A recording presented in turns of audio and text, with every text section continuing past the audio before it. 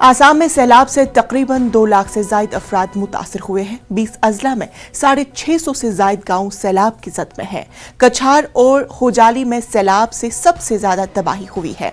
Assam state disaster management के जरिए जारी करदा बुलेटिन के मुताबिक 7 अजला में 58 रिलीफ कैंप कायम किए गए हैं। उनमें 33,000 अफराद पनाह लिए हुए हैं। मुतासरा इलाकों में राहत कार्य जारी है। कई अहम शहराएं बह गई है, पुलों को नुकसान पहुंचा, इलाके सड़क और रेल रास्तों को कट गया है। निफाफ लॉन्ग रेलवे स्टेशन ज़ेर आब आ गया है। कई ट्रेनें मंसूख भी कर दी गई है।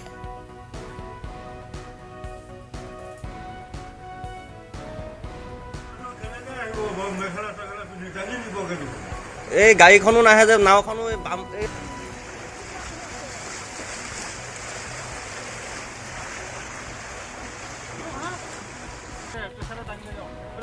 तो आपको बता दें कि आसाम में सैलाब से तकरीबन 2 लाख से जायद अफराद मुतासर हुए हैं। 20 अजला में 650 से जायद गांव सैलाब की जद में आ चुके हैं।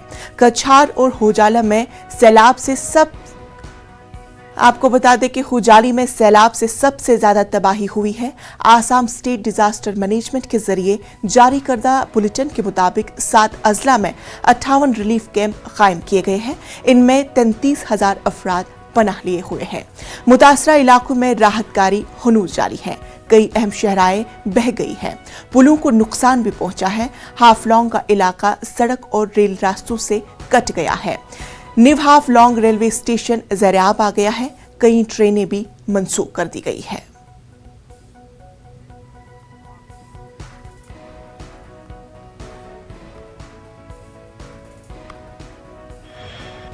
जहां देश के कई ऐसे राज्य हैं जहां गर्मी से लोग परेशान हैं, वहीं असम के 15 ऐसे जिले हैं जहां बाढ़ ने कहर ढाया है। अब तक इन 15 जिलों में 56,000 लोगों को बाढ़ के चपेट में आना पड़ा है। और सिर्फ यही नहीं, इन 15 जिलों में सबसे ज़्यादा बराक घाटी इस बाढ़ के चपेट में है। बराक घाटी में खुद अकेले 41,000 लोग इस बाढ़ के चपेट में हैं और अब तक 5 लोगों की जानें भी जा चुकी है।